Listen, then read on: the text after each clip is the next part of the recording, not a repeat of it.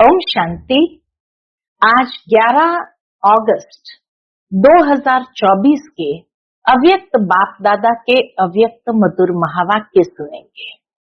ये अव्यक्त मधुर महावाक्य अव्यक्त बाप दादा ने 4 फरवरी 2001 को सुनाए थे।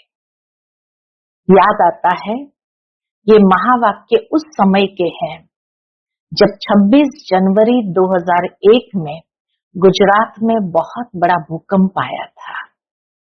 तो उस समय बाप दादा ने जो बच्चों के ऊपर विशेष जिम्मेवारी और उनका कर्तव्य क्या है उसका एहसास कराया है और बाबा ने मुरली के द्वारा कैसे उस स्वरूप में स्थित होना है उसकी प्रेरणा दी है। तो बाबा आज विशेष अपने सर्व तरफ के स्वराज्य अधिकारी बच्चों की राज्य सभा को देख रहे हैं। बाबा कहे हर एक स्वराज्य अधिकारी है। बाबा सब बच्चों को स्वराज्य अधिकारी स्वरूप में देख रहे हैं। बाबा कहे पवित्रता की लाइट का ताज है, अधिकार की स्मृति के तिलकधारी है और अपने अपने भ्रुकुटी के अकाल तख्त नशीन सब दिखाई दे रहे हैं। इस समय जितना स्वयं को स्वराज्य अधिकार स्वरूप में अनुभव करेंगे उतना बाबा कहे भविष्य विश्व राज्य अधिकारी है ही है।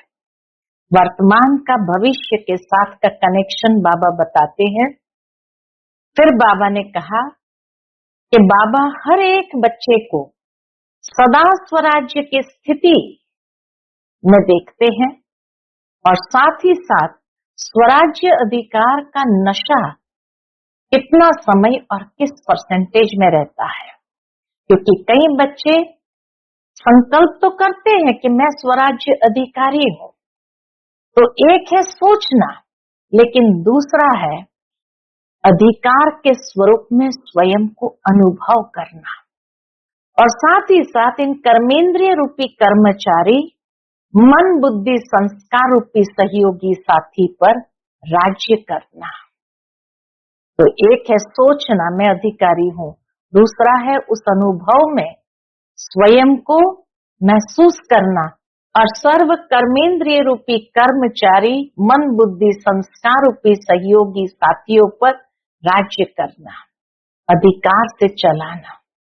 तो बाबा कहे जैसे आप लोग महसूस करते हो ना कभी कभी कि बाबा की श्रीमत पर हम चल रहे हैं, बाबा चला रहा है, ऐसे ही बाबा कहे ये स्वराज्य अधिकारी आत्माएं, क्या आपके स्वराज्य में आपकी सर्व कर्मेंद्रियां, कर्मचारी, आपके मन बुद्धि संस्कार सहयोगी साथी सब आपके ऑर्डर में चल रहे हैं?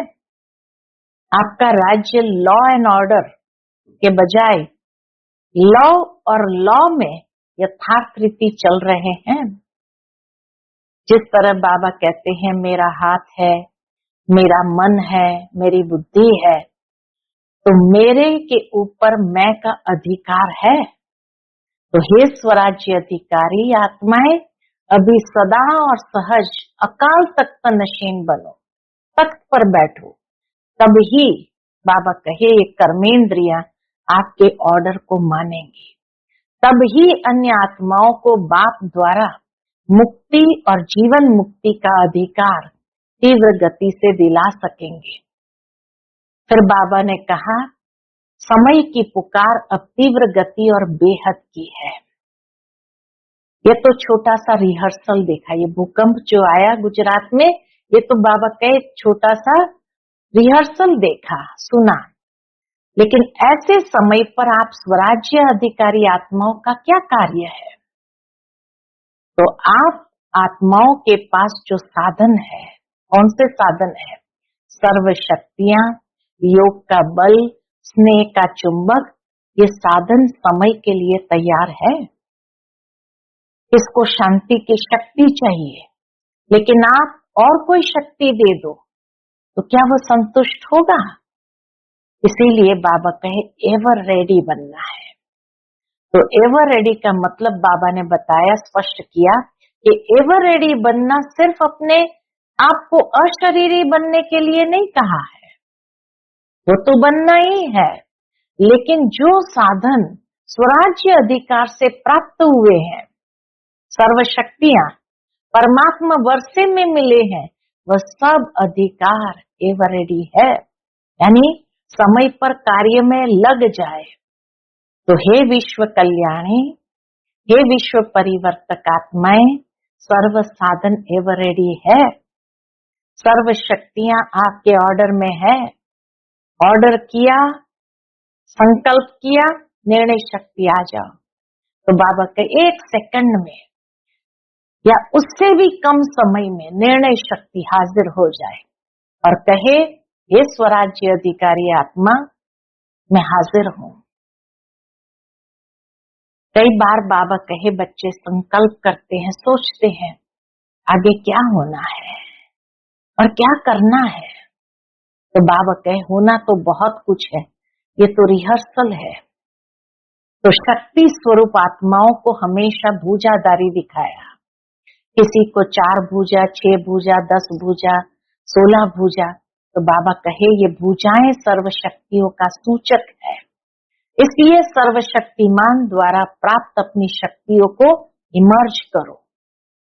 सबसे पहला ये अभ्यास करो, सारे दिन में बाबा कहे समय प्रति समय इसको इमर्ज करते हुए यूज करो और ये अभ्यास करो। स्वराज्य अधिकारी सारे दिन में कहां तक कार्य में लगता रहा, कार्य में लगता है।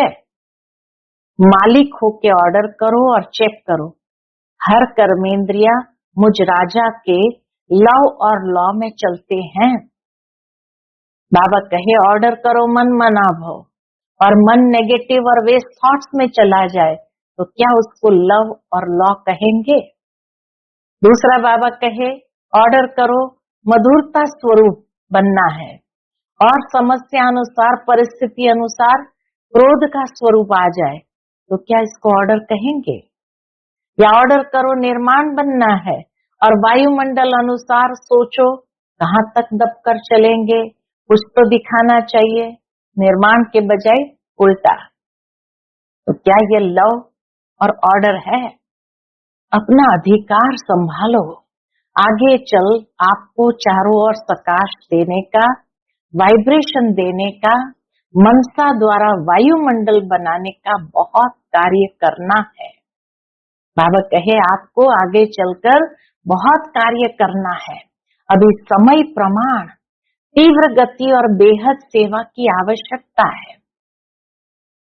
तो सबसे पहले हर दिन को चेक करो स्वराज्य अधिकारी कहां तक रहा, मालिक होके कर्मेंद्रिय को चलाया, स्मृति स्वरूप रहे मैं मालिक इन साथियों से, सहयोगियों से कार्य करा रहा हूं, और स्वरूप में नशा रहे स्वतः ही ये सब कर्मेंद्रियां आपके आगे जी हाजिर, जी हाजिर, जी हजूर स्वतः करेगी।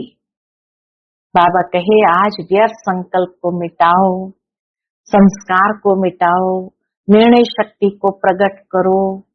बाबा कहे ऐसे नहीं, एक धक से सब कर्मेंद्रियां और मन बुद्धि संस्कार जो आप चाहते हैं वह करें।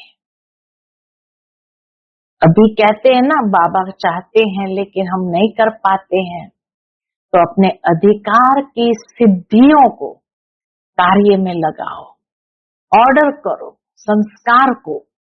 संस्कार आपको ऑर्डर नहीं करे, क्योंकि बाबा का बंधा हुआ है संस्कार आपके ऑर्डर में। मालिकपन लाओ तो औरों की सेवा के बहुत आवश्यकता है।